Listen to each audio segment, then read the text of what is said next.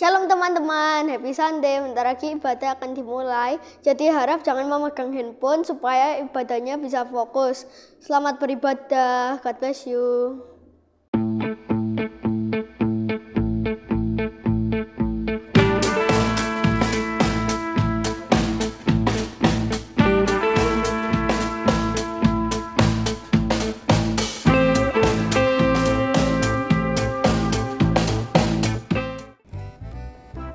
Abel, sekarang kan sudah bulan Desember nih. Kita sudah 1 tahun jadi superhero. Terus? Kamu tahu nggak berapa banyak kita nolongin orang? Gak tahu sih, tapi banyak deh. Jadi kita ini sudah nolongin orang 545 kali. Banyak juga, tapi kenapa kamu hitungin? Ya iyalah, jelas dong kita hitungin. Kita ini sudah terkenal dan sudah jadi superhero yang hebat.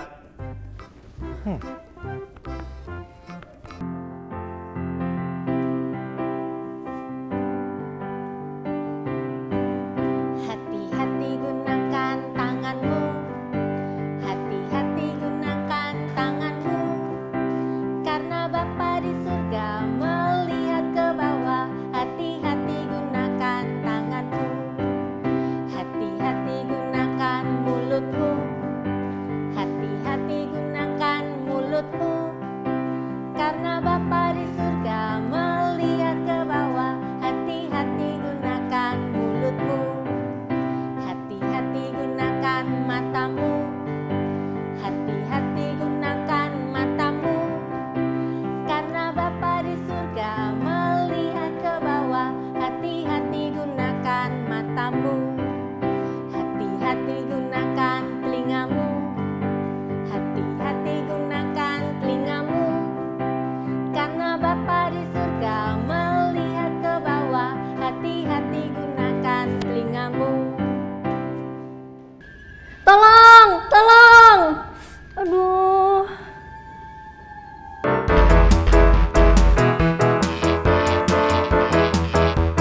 Mana ini Bel yang minta tolong?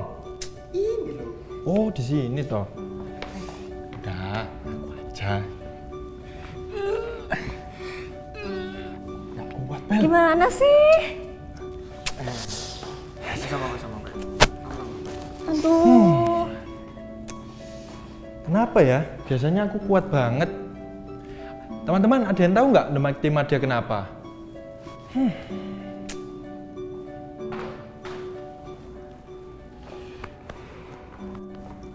Enaknya duduk, aduh. Abel, kamu tahu nggak kenapa sih aku tadi nggak bisa ngangkat orang? Gini loh, kita ini diberi kekuatan untuk menolong orang lain, Madian, bukan untuk menyombongkan diri. Kapan aku sombongnya, Bel? Coba deh kamu pikir-pikir dulu. Teman-teman, dengerin cerita ini yuk. Shalom adik-adik, baru saja kita melihat kisah tentang superhero yang kekuatannya hilang ketika ia tidak lagi menjadikan Tuhan pusat dari segalanya. Sebentar lagi kita juga akan mendengarkan kisah yang luar biasa. Yuk kita dengarkan bersama-sama ya. The Promise of Christmas. Natal adalah ketika kita merayakan pemenuhan janji Tuhan untuk memberi kita seorang penyelamat.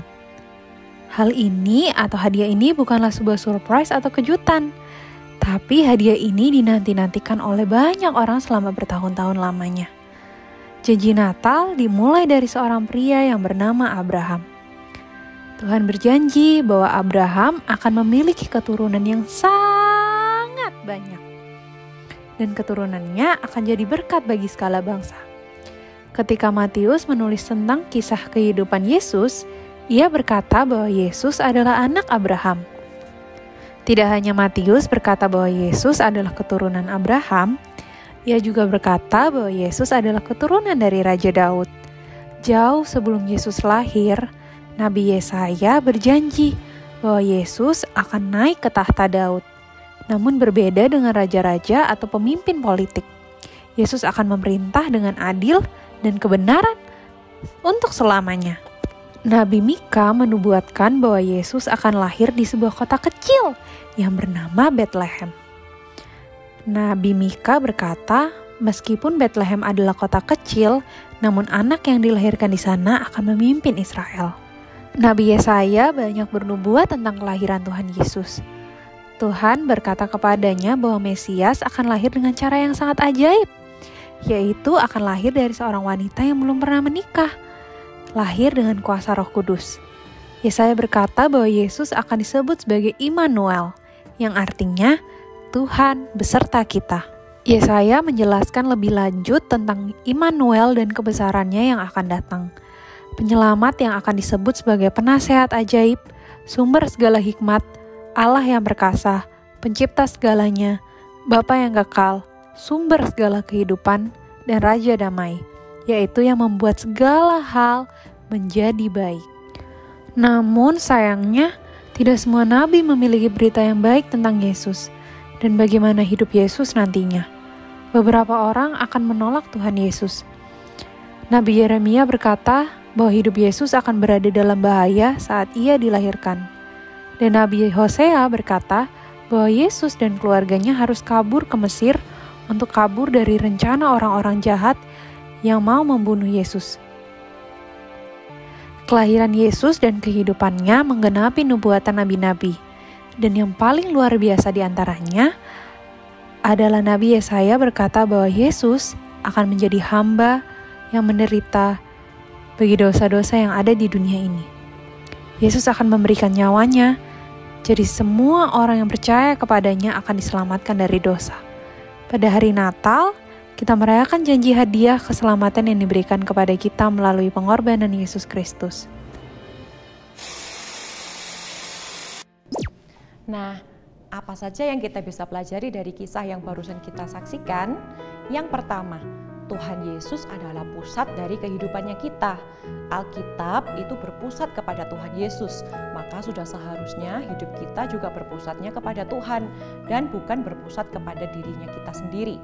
Yang kedua, Tuhan adalah Allah yang selalu menepati janjinya. Kita harus selalu punya iman dan menanti-nantikan janji Tuhan. Meskipun tampak lama, tapi mari kita semua dengan hati yang bersuka cita. Mari kita menanti-nantikan janjinya Tuhan. Yang ketiga, Tuhan Yesus adalah alasan kita merayakan hari Natal. Bulan ini adalah bulan Desember. Bulan ini kita merayakan kelahiran Juru Selamat kita. Siapa Juru Selamat kita namanya? Betul, Tuhan Yesus. Nah gimana Madia? Udah sadar belum? Ya, jadi aku sadar nih. Kenapa ya aku sombong? Padahal Tuhan itu memberikan kekuatan pada aku untuk menolong orang lain. Gak apa-apa, yang penting kamu sekarang udah sadar kan kalau Tuhan itu yang terkuat, terhebat, dan terbesar dalam hidup kita. Betul.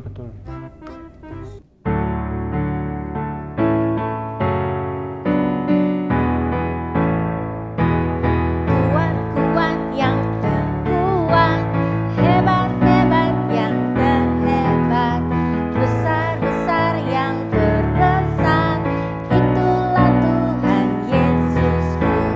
Yesus yang terkuat, Yesus yang terhebat, Yesus yang terbesar-besar, tiada tandingannya. Ayo adik-adik, mari kita sama-sama berdoa. Terima kasih Tuhan Yesus sudah menyertai kami sepanjang ibadah hari ini. Biarlah firman yang sudah diberitakan bisa tertanam di dalam hati kami dan kami pun menjadi anak-anak yang menjadi pelaku firman Tuhan. Kalau sebentar lagi kami juga akan memberikan persembahan, biar kami belajar untuk memberikan persembahan yang terbaik untuk menyenangkan dan memuliakan nama Tuhan. Di dalam nama Tuhan Yesus kami semua sudah berdoa, haleluya, amin. Adik-adik jangan kemana-mana dulu, karena sebentar lagi kita akan sama-sama mengerjakan aktivitas. Teman-teman, jangan lupa ikuti kisah The Mighty Madya. Abel 2, Your Play Neighborhood Superheroes. See you next week. Bye-bye.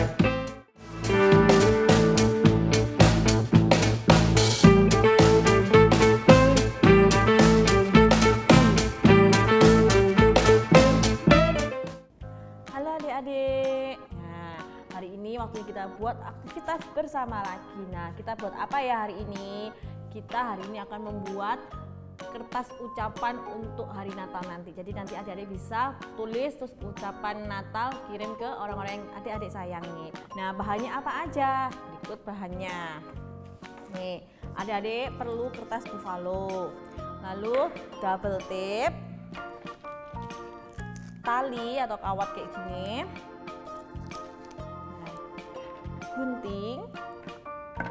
Nah, ini ada beberapa contoh gambar yang Cici ambil dari Google atau dari internet. Nanti adik-adik bisa pakai gambar, terserah adik-adik mau kayak gimana gambarnya. Oke.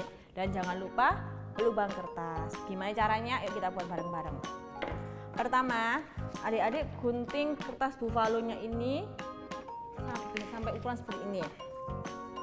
Nah, setelah itu gambar yang tadi yang diambil dari internet tadi kita gunting.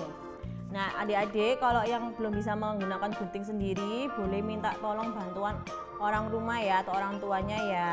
Harus hati-hati kalau pakai gunting. Nah, kita potong.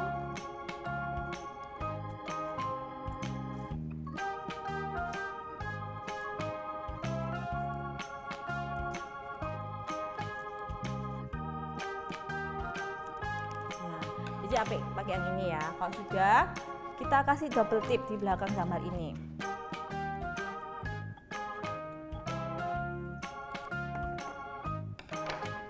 Lalu ditempel di gambar ini.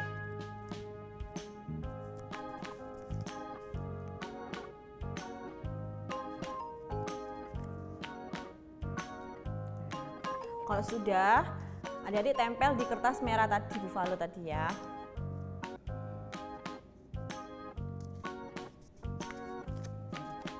Kemudian jangan lupa atasnya kita lubangin pakai pelubang kertas. Seperti ini ya. Kemudian kita ambil kawat tadi, kita pasang di sini.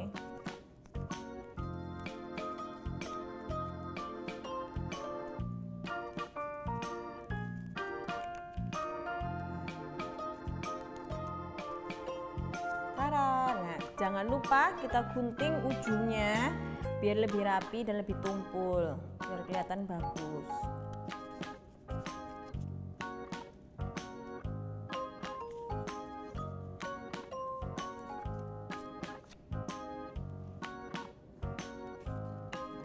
Jadi buat kayak tadi dan Cici sudah buat sebelumnya, jadi tara seperti ini.